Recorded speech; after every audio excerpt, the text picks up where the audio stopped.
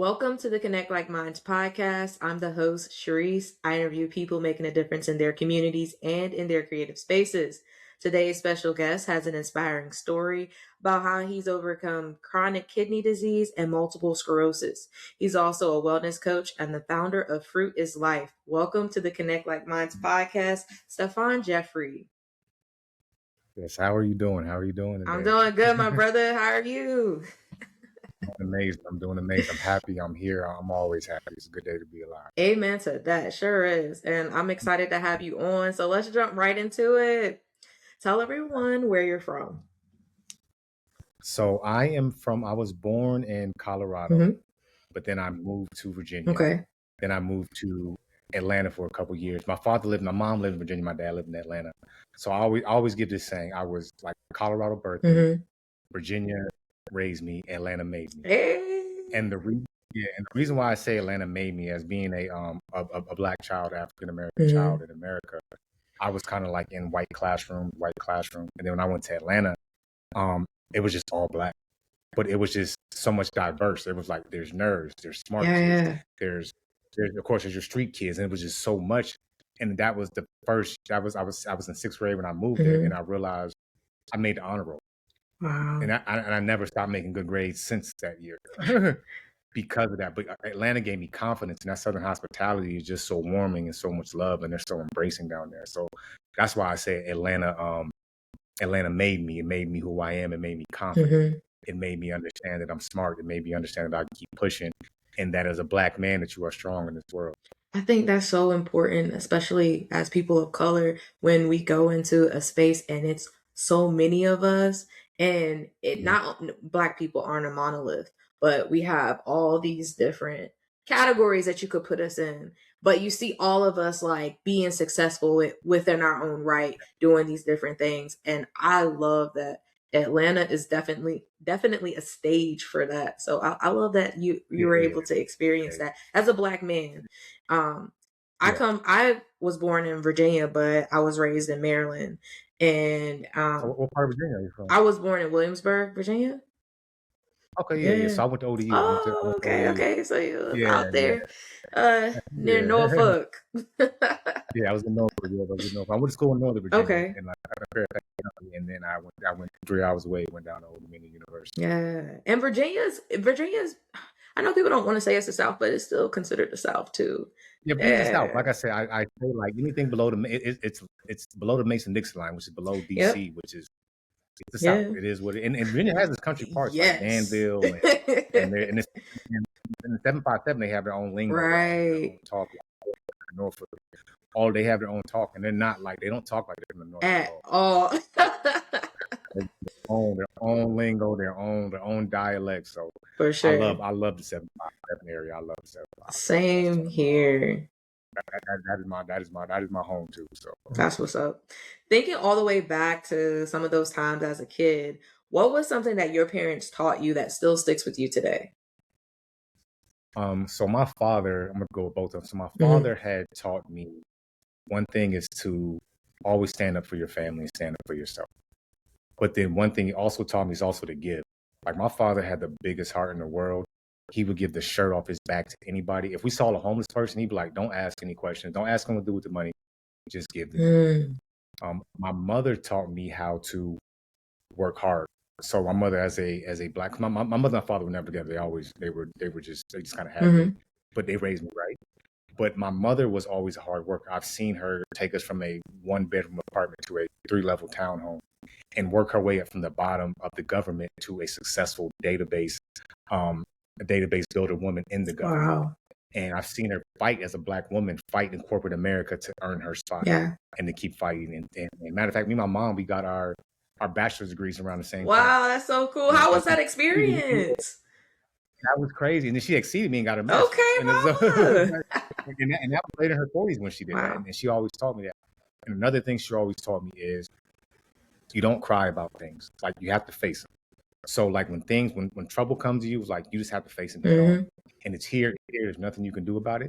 But you're either gonna stand up or you're gonna crumble in the corner. For sure. And even with my multiple sclerosis, it was like, it's here now. We have no choice. We're gonna fight it the best way we can. So those were the two things they really taught me was really just to keep on pushing, keep on fighting, stand up for your family, and to always give. Okay. How would you describe your childhood? I'm a millennial. I'm an 84 baby. Okay, So okay. my childhood was the best childhood ever. Like we grew up outside, like really outside. Like people say outside, but like I'm talking about outside where you come home, you got black marks on your neck and you sweating all day, and you come up from the sun up to the street lights come on. Yeah. So I think us growing up, we had a community outside, Yeah. and so it was just a community of love outside. Mm, And as far as my family, I always had love. Like we didn't have a lot growing up, but it was just love. I never knew that we didn't have a lot. Like my mom used to make macaroni and tuna fish. I thought that was a delicacy dish, and people are like, "What?" And so all the I things, like that dish and still do. Like, I've yeah, always loved it yeah, and still love it. So, yeah. So I grew up, and we grew up just, and I grew up. My family just loved me. They always just showed love. It was yeah. always about love and family. So I didn't have like a sad childhood. Mm, I had a beautiful childhood. It wasn't about materialistic things. It was about family. It was about love. It was about comforting each other. It was about being there for each other. So my childhood was amazing. that's what's up. How did you navigate staying on a decent path as a black man and navigating that Mhm. in your teenage years? Because it seems like you have a That very positive attitude about life. that was definitely like me attracting the right people. Like everybody knows, like they say, like you raise your child, but your child is really, but your child is really raised by your friends and their Yeah. environment too, because that's who they're around all day. You might see your child maybe 4 or 5 hours a day, Right. but for another 10 hours they're outside. So I always just attracted the right friends, Yeah. and then so everybody I attracted was always trying to be better. They were always trying to be. They weren't trying to be in the streets. They weren't trying to like sell. They were trying to go to college. They were trying to get good grades. They were trying to work legally. They were just trying to create businesses. So those people around me shaped me. Yeah. And then so me navigating, it was just like, well, I want to go this way. I don't want to go that way. And the people in my corner were just always doing better. And I was doing better and showing even people I was with. So we always wanted to Yeah. do better for each other. That's what it was. It was like, this is be better. Like this not be like that. Like let's be better. Because we all have family members and stuff that went through things. So it's like, I don't want to go down that For road. sure. For sure. Like I'm happy. Like I'm happy where I'm at. So yeah, it was it was me navigating and my friends. And like I said, it's a circle that you build. And so like I still got friends from when I was 8 years old. I'm Wow. Same 41 now, and here. I still Same got here. yeah. So I got friends. In the least like the least number like the least amount of years I've known somebody is 20. Wow. Like that's the least amount like my friends. That's So yeah, it's, dope. it's just navigating, keeping the right circle around you. Yeah. And speaking of, like, having this long friendship and all these different things, like, what's some advice you would give young boys right now who might be struggling with trying to find their way? Um, I would say do what you feel is right. Like really like understand because no matter what, we all know the difference between right and wrong. Like that is a natural Yeah. instinct. Like we know that if we walk into a store and we steal something, that is not right. Like automatically. So just make sure you go to the right crowd, even though people might joke you and stuff like that. Mm-hmm. And also think about the future. Be like, hey, what does their future look like? Yeah. Like, are they going to still be doing this? And what does that future look like? And just think about it like, hey, like I want to be a businessman. Even if I want to play sports, like how can I get there? I got to put hard work in now and do that instead of worrying about playing games right now or trying to be this type of character right now. And you build yourself too and trust yourself. Like people don't worry about like what's on social media. Don't worry about what's online. Like you create yourself. Like you build who you are and you make who you are. Like we have the ability to really create our own worlds and our own universes. So you do that and you focus on yourself. Yeah, I think social media is a big temptation for people because they see the finished product of someone's life and not the work that Mhm. went into it. Which is why I like your Yeah, yeah, social media, because I was definitely yeah. on, and I like how Mhm. you've shown the bad parts, but you've also shown the good parts, and I think that's important for people because everybody's like Yeah, they want to look perfect, and life's not yeah, perfect. they want. And they don't realize a lot of these influencers, they've been doing this for like over 10 Yeah, years. They don't realize that like the big people that have made it that you see now, they've been putting out, they've been locally, they've been doing things for over years. right. Like I said, they don't show that side. Everybody thinks it just comes overnight or it's just like an instant start. No, they've been putting in work for a long time. Very true. And that's what it gives a false facade. And people see that. And they're like, oh, I can do it, I can do it, I can do it. And they get mad when it doesn't happen right away. Hmm. Because everybody thinks it's instant gratification, but it's not. It takes work. Like regardless of what you're doing, everything takes work. For sure. What was your relationship like with food and with health as a kid and even as a teenager? Um, I gotta ask you since you're a as coach. I gotta ask. Yeah, yeah. As a kid, it was like everybody else. You know, we're from the generation of you eat what's on your plate. Like you gonna eat what's on that plate. And you ain't gonna get up until it's done. You know, so like it don't care if you don't like it or not. Like you gonna sit there and eat that food. Mm-hmm. So I think our parents weren't too keen on health. They were just what the doctors told them. The food pyramid they built, like that's why I just ate it. So and then even like my dad being from Panama, Mm-hmm. he's from Panama, but it's like I had good food, but it was still salty. It was still full of like like a lot of high like a lot of high salt, a lot of high seasonings. Yeah. It was good, but it's one of those things where they're not taught how to be healthy. And then so we're not taught how to be healthy. So as a teenager, especially as a teenager, when we're running around now, it's a dollar menu. You know, it's we're going to get these. We're going to split a $5 meal. We're going to split $5. Go to McDonald's and split that meal. I used to do And that. then we're going to play. Yeah, and then we're going to play a full game of basketball after. Yeah, But for real. yeah, so yeah, my relationship was regular. It was like everybody else. We just didn't know any better. So I ate what I could, whatever I felt, candy, snacks, fast food, but regular food too. It was just a mixture of both. And I just had to take what I could. I had no idea what healthy food was or what it even looked like. Okay. Well, I can't wait to get into how now you're reacting to food and Oh using yeah, food yeah, now. That's yeah. going to be fun. So the next Yeah. segment is called Digging Deeper, and during this segment, I'll ask you some thought-provoking questions about your career and your personal life. So, you ready to dig into that? Let's dig. All Let's dig. right. Got the show. So, how did your journey come about with health and wellness, and when did it start? So that's like a 2-part journey. So my father, he had got diagnosed with testicular cancer in 2019. And I went down to Atlanta for his last. I was with him with his last 6 months before he passed. And after that, I had found Dr. Sebi. Okay. And so with Dr. Sebi, I learned just about alkalizing the body. And I didn't change my eating habits, but that's when I started to learn. And I was like, oh, so I'm looking at like alkaline recipes and stuff like that. But then after that went by, so that was 2019. So then once I 2024, in 2024, I was looking at people online that were talking about like fruits and how they heal and how they do the body and fruits and herbs. In 2024, I just decided to do a watermelon fast for like 60 days. Wow. And I felt amazing. I realized there's something to this fruit life. So then I started to look at, okay, what can I eat besides fruit? And I look at all these natural foods like wild rice, chickpeas, lentils, cabbage, and all these vegetables and fruits that you could eat. And I was like, oh, I can really create. So I just started cooking foods like that and mushrooms. I'm like, certain oils I can use. So 2024 is when I really jumped into like my health and wellness side of just me just eating like that. So you just cut meat completely out.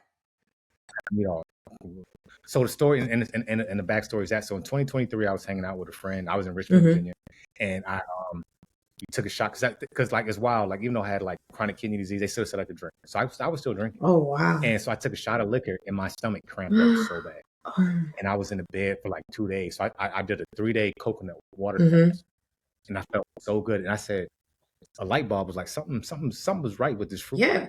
And that's when I started to dive into the fruits. Wow. I'm sorry it took you some pain to go do that.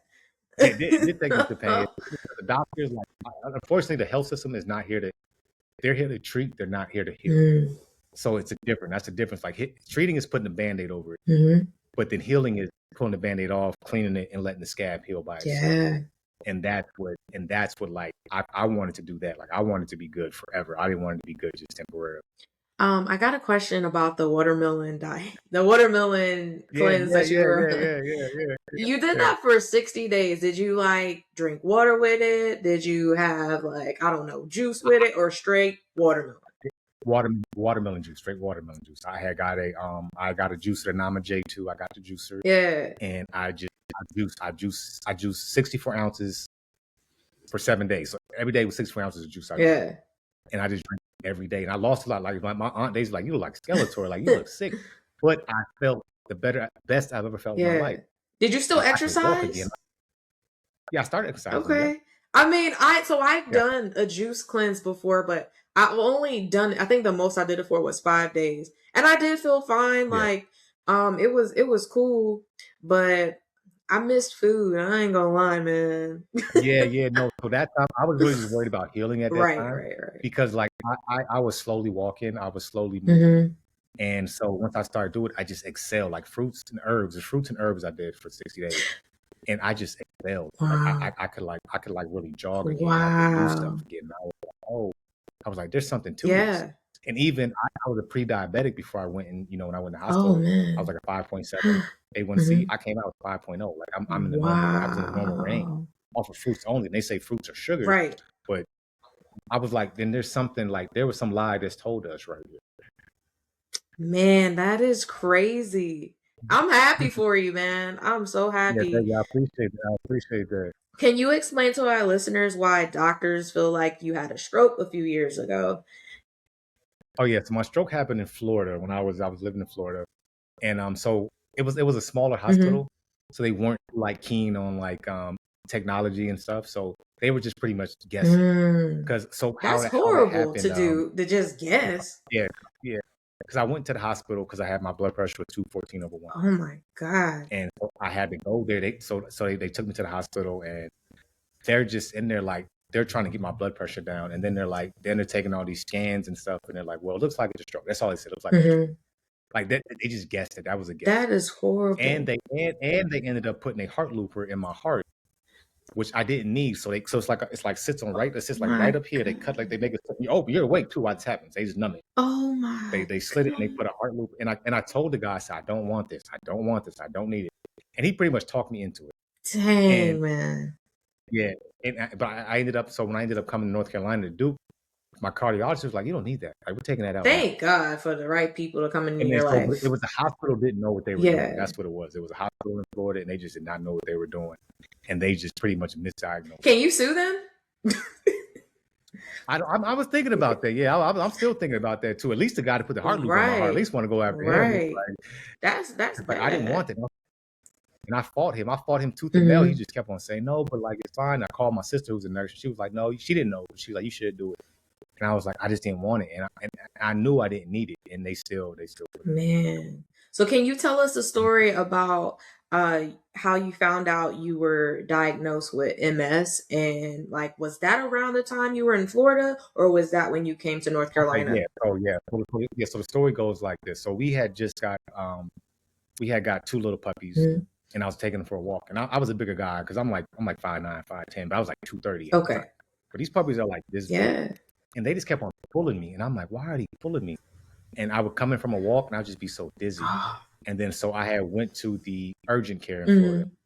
and it's my blood pressure. They're like, your blood pressure is 214/1. You can't even drive to the hospital, like to the emergency room. So Mhm. my girlfriend at the time had to come pick me up, take me to the emergency room. Those were the symptoms of like MS that I didn't know. Okay. But while I was in Florida, then I started to see double of everything. So like the TV was like doubles and triples. So I had to like turn over, look like this to see anything normal. Man. And then so my mom, I had an episode where I was in Florida where I was trying to use like my eye. I was in the bathroom, I just looking in the mirror, like wash my hands, and my eyes like roll back in my head. Mhm. And the girl I was dating, the older son, came in the hospital. He was like, you okay? And they set me on the couch. The ambulance came, and my blood pressure had dropped to like, it was like 85/58. Oh my gosh, man. So they take me to the hospital, get there. My mom called me. She said, hey, do you want to come up here to see Duke doctors? And I was like, yes. So she flew down, her and my sister flew down to Florida and drove me back up to North Carolina to see Duke. Aren't moms the best? You Mom, got a good man, my mama. family, they saved me. They came and saved me. And actually, my friends, my mom, my best friend, Mhm. I didn't know they were plotting on how they were going to get me out of Florida. Like they were going to come rescue me. Wow. Like it was going to happen. Like they were like, hey, like we'll meet you halfway in Atlanta. Mhm. We'll do this and that. So but they just said we're just going to fly down there and just then drive them back. That's So good. I get to North Carolina. Mhm. So now when I get to North Carolina, they're still going up the diagnosis of Florida. Yeah. It wasn't till I went to the hospital one time Mhm. before, and because I had like a little, I wasn't feeling too Yeah. well. I went to the hospital. They're like, oh well, it looks like everything is okay. They was like, you guys can go home. But I knew something was wrong because when I tried to use the bathroom, I kind of like peed all over the place. I couldn't Oh control myself. I couldn't hold man. I didn't tell anybody. I kept it to myself. Cleaned up everything, and I was like, but so we went home that Mhm. day. Then there was an episode where another time, the last episode was I was using the bathroom and I fell in between the toilet Oh and the tub. man. And it took like 10 minutes to get up. Dang. So I get up, I go to the room, I sit on the bed. I'm on the edge of the bed and I slide down. I just start sliding. I can't control. I'm sliding off the bed. And I end up on my stomach and I'm like laying on the bed. I'm laying on the floor. My mom comes and she's like, "You okay?" I was like, "I'm okay." It took me like another 10 minutes to get up. So that morning, my mom was supposed to go out of town. My mom was going to come watch me. But she was like, "Hey, I'm taking you to the hospital. I'm taking you to the doctor." So we went to the Duke. And of course, Duke, if you're not going through the back, you're still sitting there all day. I sat there for like 12 hours. And then I sat there for 12 hours, like 12 hours. So we finally get in the back. They take an MRI. They take a pre-COVID test, all of that. And they're like, "Hey, it looks like it's MS." And I remember that was the I think it was Saturday night, and Sunday was Mother's Day. Mother's Day of 2022. Oh man. And so I remember that Mother's Day, my mom was like, "That's the best Mother's Day I could have," because we didn't know we were fighting. Right. Like that, like we had no diagnosis. So it was so at least now you guys can figure it out. Now we have something to fight. Yeah. I was preparing to die. I had a life insurance policy. I'm telling my sister, I'm like, "Hey, put this money up between this." I'm like, really, like, I'm gonna die. Everybody gets their money, and I'm accepting it. I'm like, okay, I'm gonna die. Dang. Like, it is what it is, and I'm okay with that. And then so so that happens. They diagnosed me, and I lost that morning. I got diagnosed. They were like, I lost all feeling of everything. Oh man. Like I couldn't move my hands. I couldn't stand up. I couldn't walk. I couldn't feed myself. Like they had to bring like a thing where it's like they sit you up on the thing and you kind of like you lean on and they'll take you to the bathroom and make you sit down. That's if you make it. A lot of times I didn't make it. Like people had to come clean. Oh my God. And it's so like I'm defecating on myself. I'm peeing on myself because the nurse is taking forever to get there.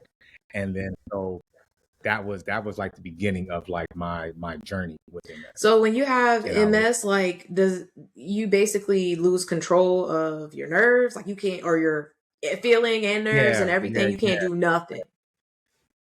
Can't do anything. Gosh. So it's one of those things where it's you have no control. You have no, like, you get numbness in your hands. And everybody has different stages. Some people have MS and they're fine. Like they're normal. Okay. They catch it early, but some people get it. Some people, like I work with clients that are still like in wheelchairs that can't move. Like I have clients that I have them help them that are like, "Hey, I can finally feel my legs. Wow. I can finally hold a spoon correct. Wow. I could finally walk." So I'm working with these people. So like MS is a broad spectrum. There is no like reason for it. There's no cause. It's just, I think it's just whatever you're going through. I was in a toxic situation that was too much for me. So that, I believe that was caused. And I drank. Like I said, I could drink a bottle. I drank bottles of Hennessy like they were water, bottles of rum, like without chasing it. I could just take it to the head by itself and be done. Like I'm talking about for 2 hours, bottle gone. No, I was gonna say, I struggle with drinking, but not to that extent. Yeah, I was bad. I was bad. Like I'm known. I was known that like I'm drinking more. As my friends, I was known as the peer pressure. Like now, if you said you were going to drink, that was fine. But if you were going to drink, like I was going to make you drink. Like we're going to drink. Like we're going to take it there. And I did it a lot. And that's hard on your body. It is. It is. And I did. So I know that's the reason for my kidneys and my multiple sclerosis, because of the drinking. I drank a lot. I was a heavy drinker, and that's just that. It sucks. So that's what brought it on. That is a base problem. That's what brought it on. Because I was gonna ask you, like, what do you think made it be so aggressive on you? But clearly it's the alcohol. It was alcohol. It was alcohol, but also the situation I was in. I was in a situation with somebody who had 3 kids, and I would say I was about responsible for 70-80% of the bills. So stress. I went from taking care of myself to taking care of 4 people, other people, and that was a lot of stress on me. I never, and I should have presented that to that person, but I didn't. I'm going to take it on. Yeah, like I'm gonna make sure I got it, but it does. It wears on the body. It wore on my body. It wore because I would drink because I was stressed. Right. Just another coping mechanism. It's just another coping mechanism. I would eat bad because I'm stressed. So yeah. I gotta ask. I gotta bring some light to the situation. Yeah. What was your favorite unhealthy snack at the time? Oh, at the time, unhealthy snack. Man, that's a lot, man. I would probably say I've never been. I've been a food person. Oh, okay. Like I never was a snack. I eat like some chips here and there, but like I was more like those con pollo, like oxtails. Oxtails is fire. Yeah, and then the grill, and then you put me on the grill. I'm grilling all meat, so chicken wings, Yeah. steaks, pork chops, hot dogs, hamburgers. So yeah, I was more like eating, but I was just eating bad meals, Yeah. French fries, and like canned beans and stuff like that. Okay. So Okay. I'm telling you, I love me some hot fries, like the flaming hot yeah, fries. Oh my gosh. But yeah. I don't eat them now. I stopped actually. I stopped like last year. Cause Besides, yeah, I'm yeah, trying to yeah. be healthier. And you can make them. You could take some banana peel fries and kind of like cut them up and add your own hot sauce. You create like I realize in this life you really can recreate Yes. everything that you're missing in your own style. And you can make your own hot sauce and make it. It might not be exactly the same, but you can recreate your own And flavor. it's healthier. And it's healthy. It is healthy. Right. What's your perception now, especially not having to deal with MS symptoms anymore? My perception is take your time. Watch what you put in your body. And I'm not gonna say like I don't like if I go out with family and we're at a Mexican Mhm. restaurant, I'm gonna get a burrito with some vegetarian fillings Yeah. in it. Because I also believe that when you eat out of love, like it's a different type of your body interprets it, it digests it Yeah. differently. Like so I've been to Chipotle with my friends. I've ate popcorn with my friends. I've done stuff, but I feel like I do it with love. And I feel great. Like I listen to my body. Like if I feel bad, I'm like, oh, I should do that again. But I don't ever feel bad when I do step outside of my kind of like whatever I think my eating realm is Yeah. because I'm doing it with my family and friends. Now, I like one thing is I don't eat meat, Okay. I don't eat processed sugars, and I don't eat processed foods. Well, sometimes I would say that I have nibbled on some jalapeno chips a couple times. I'm not gonna say that, but yeah, but 9 times out of 10, like I'm not eating that. So, but I also believe in love too. Love is the basis to everything, and Hmm. and I believe I'll always share with my family. I'm not um so just indoctrinated that like I can't step outside of my box. Like I'll step outside of my box to a certain extent. Okay. How did this impact your relationship with God? Brought me closer. It brought me very closer. Made me it just made me realize who I am as a person, Yeah. and it also showed that He lives in me, and also that He believes in me, and also that to keep on pushing and that you got this. And I listen to God. Like me and God have a 20 to 45 minute conversation every morning. Like that's gonna happen. Like no matter what. So like we're like super like it like made me super locked with God. Hmm. I love that, man. Um, what helped change things around for you while dealing with MS? Like how did you change your life while dealing with that? Um, I would say first people think that like fruits and herbs healed me, but it wasn't. It was my mindset. It was God. It was the creator, and it was my mindset. So it um it was the mindset, and it was me just saying I can do this. Like I can do this. I can get over it. So people don't realize my first year and a half, after my Hmm. diagnosis, I did not fruits. I did not take herbs. It was my mind. Like I was still drinking. I was still eating bad food. But I was like, I got to get up and move. Yeah. Like I have to walk. Like I have to do these exercises every day in, day out, day in, day out, day in, day out. So that was my first thing. I tell people it's your Yeah. mindset that starts first. Wow. Because and then the food came in and excelled it. Like I said, fruit they excel my journey, but my mindset it was made me start. Okay. Now, I saw on your social media that you created your own memoir. Can you tell us why did you decide to do that and where can people find it? So yes, I wanted to share my story. Like so from 2018 through 2025. Hmm. And I wanted to show people kind of like pre-MS, like what I was going through. Like I had lost my grandmother, who was my best friend. Like I lost my father, who was that was my heart. Man. And then I lost my best friend. My best friend had lost his wife, who was like my sister, and she was pregnant. I was the godfather, Mm. and he lost them in a car crash. So that like I want to show people, but then I got hit with MS. I couldn't walk. Right. I got hit with MS and chronic kidney disease. I couldn't walk, but I wanted to show people that you can make it through anything. That if you keep pushing, you have faith, and you do the work. Like faith is dead without works, Right. right? So you have faith and you put the work in, Hmm. and that's how I want to show people that like you'll change. And I'm not going to say how far you're going to change, how much you're going to change, but that's going to be up to you. Right. Wow. Well, where can people find your memoir at? Oh, so my book is called From Life to Death: My Journey Through Multiple Sclerosis and Chronic Kidney Disease. You can find it on Amazon. It's on that platform and it's easy to get. So it's from death to life. My Journey Through Multiple Sclerosis and Chronic Kidney Disease, and it's on Amazon. Nice. And my condolences to you on your losses. I know how it feels. So I don't know how it feels to lose a parent, but I do know how it feels to lose friends and grandparents. Yeah, I get it. I appreciate that. You're welcome. Now, you are a non-diet nutritionist. Can I say that? Is that safe to say? Yeah, I think you say that. Yeah, you can say non-diet Okay. nutrition. I would say, I consider myself like a life helper, like because I'm not like a physical therapist, I'm not like a nutritionist, but I like to increase people's life because I'm not licensed and stuff like that legally. But I help people. That's what I do, and that's what I do. I do help people with their nutrition. Okay, and so tell us about your business, Fruit is Life, and why you decided to start it. All right, so Fruit is Life is I started Fruit is Life for myself at first. So I had a company called Gym is Life. I started that when my father had died. And when I was in Atlanta, I created that because I was in the gym. I was in the gym. Yeah. And then one day I came to visit my sister in 2024, and I was just like, I want to start something. I don't know what it's called, but it just came to me and said Fruit is Life. I just bought the LLC then. I'm buying the LLC now. Yeah. And I just started documenting my personal journey, showing myself making natural stuff, making natural deodorants, natural toothpastes, showing myself juicing. So it wasn't for any type of sale products. It was just for me. It was me documenting me and showing my lifestyle. And then I started in 2024. I decided to test out coaching a little bit. So I coached like 5 or 6 people for free. Then I was working a 9 to 5 at the same time. Yeah. So I just didn't have the energy and the time to give both. But then in 2025, I got laid off in April.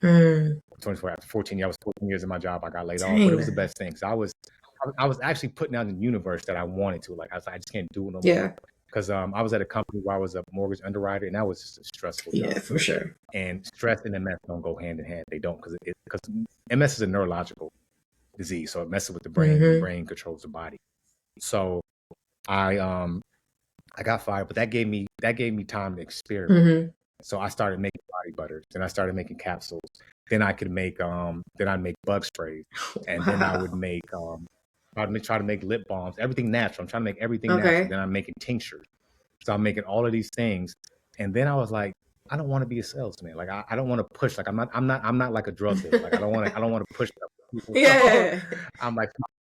And then so my best friend, my brother, my best friend Mike, the one who had lost his wife, he's a super great bodybuilder. Okay. Like super successful. Yeah. And he says, you know what, Stephone, I could see you doing what I do for in your lifestyle. Wow. And then I took on coaching again, and then I brought on the right people, and now I have my tribe and I have the right people, so I enjoy it. And then so Fruit is Life. I'm here to help guide people. And that's not even with weight loss. Like I was 230 and I went down to like 140 at one time, but now I'm like 160. But I can help people. I help people lose weight. I want to help people even emotionally. Like I'll talk to you. Like we'll have trauma. So my services are, I'm going to guide you through it. Like I do with me and my clients. Like if they're in a bed, if they're in a wheelchair, or if they're just trying to heal, I do video calls, FaceTime, Zoom, Facebook Messenger video calls, and we do live exercises every day. Wow. You can contact me all the time. Like I say, Monday through Saturday, 9 to 6, I'm open, and I'm going to respond back to you. And I want to talk about your life. I want to know about your trauma. So I'm here to help guide you and help you get better, because I want you to become better. And I want you to share your story with the world too. Wow. And I also I make tinctures, I make body butters, and those things are just, I'm not selling those things. I just make those things. Some people hit me up and say, hey, can I get some? And I'm like, yeah, I got you. I'll make some. Wow. Well, if I hit you up, I'm gonna pay for it, man. I'm not. I don't want it. Oh yeah, I got you. I don't want it for free. I do sell them, like I said, and I might do it. But me and my sister, we might get together and create our own body butter company. She has a company. And I make it, so we might come together and kind of come together and merge together and get to making our product. Cool. Well, then you gotta come back on, you and your sister, so we could talk about it. Oh yeah, definitely. What are some tips that you can give our listeners out there who are struggling with trying to find healthier options to eat but don't know where to begin? Take it slow. Don't be too hard on yourself. Start easy. Like start just incorporating small stuff. Say, hey, I'm going to incorporate some fruit today, and I'm going to remove like fries. I'm going to remove some processed foods. And just don't try to, some people try to dive in. And then when you dive into something, you dive right back out. So it's like ease into it, like remove stuff slowly, like start taking, like those, just don't say, I'm giving up all meat unless it's like you can do it. It is a thing, but 9 times out of 10, if it's not a serious thing going on with you, take your time and just start and do your research. Myself, listen to your body and do your research. Meaning that just because I like apples and watermelon doesn't mean you might like strawberries and kiwis. Right. Eat those. Eat the things that you like. Eat the things that your body is craving. Eat things that you enjoy. Don't just do things because you hear things. Like, your body is your body. That's people don't realize. We're all different beings. Like, we all write different. We all walk different. We all talk different. We all see things differently. So I would tell people, trust yourself. Like, really trust yourself. Listen to your body will let you know when something is right, and it will let you know when something is wrong. Definitely let you know when something's wrong. Yeah. The next segment is called uncomfortable questions. Sorry, the next segment is called uncomfortable questions, and during this segment, I'll ask you some either or questions, but you have to choose one, and then explain why you chose the answer. Are you ready? Okay. Yeah. All right. This is the fun part. Fruit or vegetables? Fruits, because fruits are healing, and I've seen them heal in my body, and I've seen them heal. I've experienced it, and I know how they make me feel. I've had vegetables too before, but they don't make me feel like fruit too. So I'm going with fruits. Okay. Meat or seafood? I'm going with seafood, because seafood, if you go into like the blue zones, like where they have the people that live the longest on Earth, like the Mediterranean, or Japan, they eat fish, and they live long. They're the longest living people on Earth. So, like, minus this fruitarian stuff, the longest people live on Earth, they eat like small things of fish. Okay. So I would definitely go seafood. All right. Cardio or lifting weights? I would go cardio, because weightlifting is cool. It builds muscle, but you can always do calisthenics. Yeah. And cardio is small. Like, cardio, people think cardio is just running. No, cardio is you folding clothes. It's you walking around the house. It's you taking walks around the mall. It's you moving. It's just you moving and keeping that heart rate going. And then you could also, like I said, you can use resistant bands. You can use there's so many things you can do besides weightlifting and putting that strain on your muscle.